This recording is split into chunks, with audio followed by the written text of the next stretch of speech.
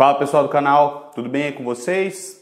Preparados para mais uma aula que vai relacionar, como vocês já sabem, né, questões filosóficas e questões ligadas ao vestibular, principalmente na parte de redação.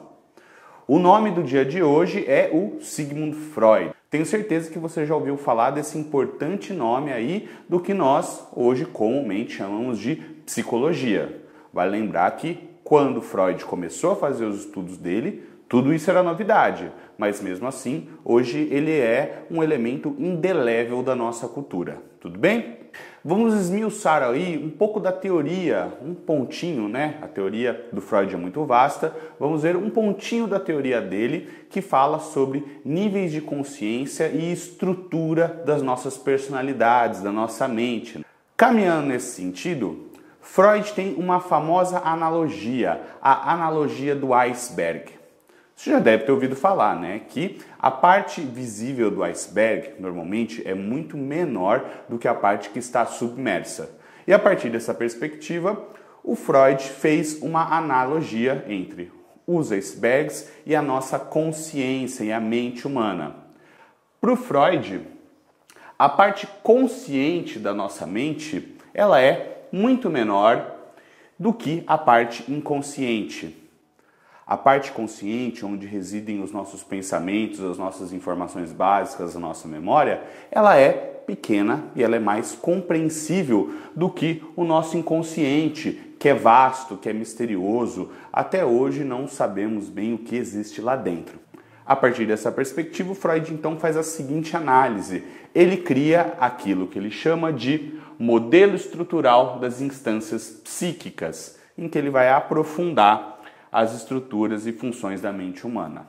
Segundo esse modelo, a nossa mente vai ser dividida em 3 instâncias.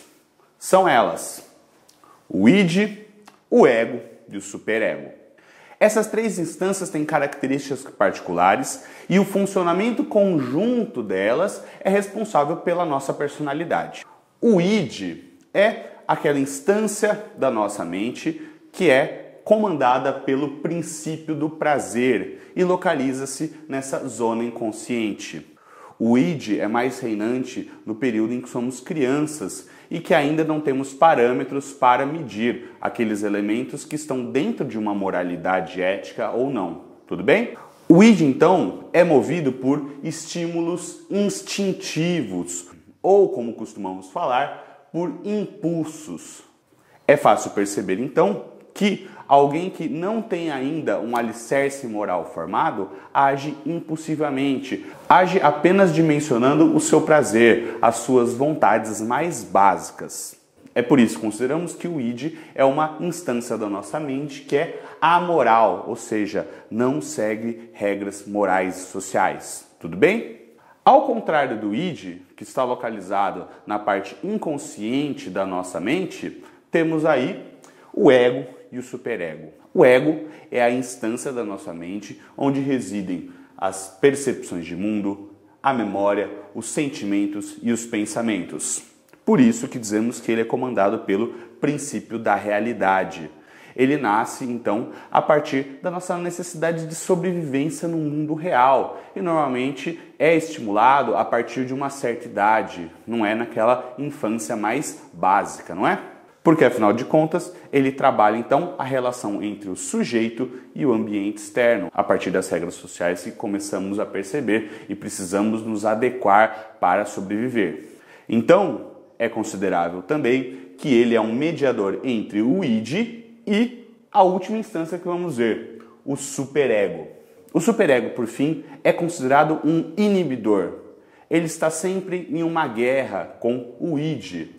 Se o id, portanto, segue o princípio do prazer, o superego vai seguir o princípio do dever. O que nós devemos fazer dentro da ética e da moral estabelecidas na nossa sociedade? Portanto, nós falamos que ele é hipermoral. Ele coloca a moralidade dentro de uma instância elevada e todos os seus movimentos são realizados de maneira a cumprir deveres que a moralidade impõe. Moralidade essa construída a partir de elementos sociais, elementos históricos, da sociedade em que você se encontra e assim por diante.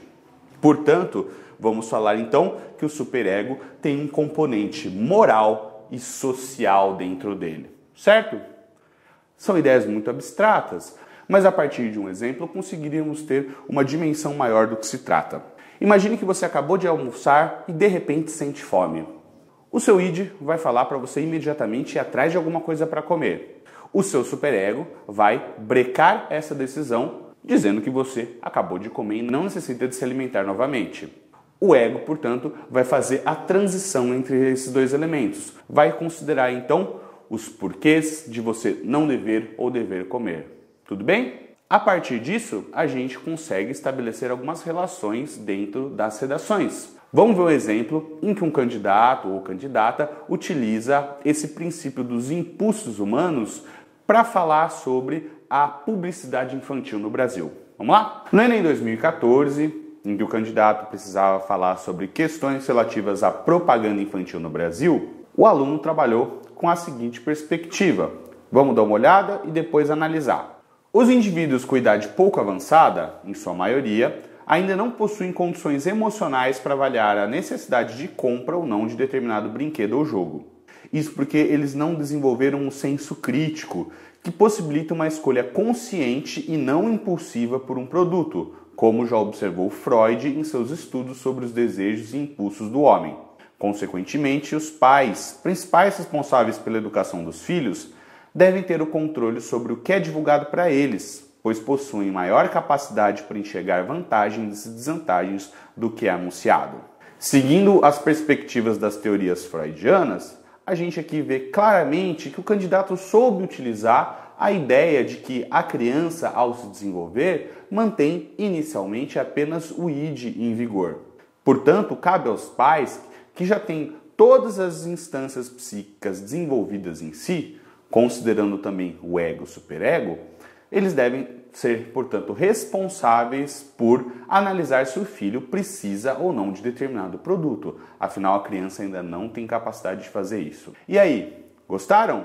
É isso aí! Mas antes ainda temos novidades para vocês. O primeiro módulo do meu curso de redação já está disponível. São no total 4 temas de redação que vocês poderão desenvolver e depois mandar para mim. Cada tema de redação, além dos textos de apoio que eu vou fornecer para vocês, conta também com uma videoaula explicativa minha para te ajudar a decifrar as perspectivas que podem ser abordadas no seu texto. Eu faço uma análise e uma correção do seu texto e logo após faço uma devolutiva. A partir daí você pode reescrever o seu texto e eu vou analisá-lo novamente. Para acessar, entre na nossa plataforma vestibuler.com.br. Espero por vocês.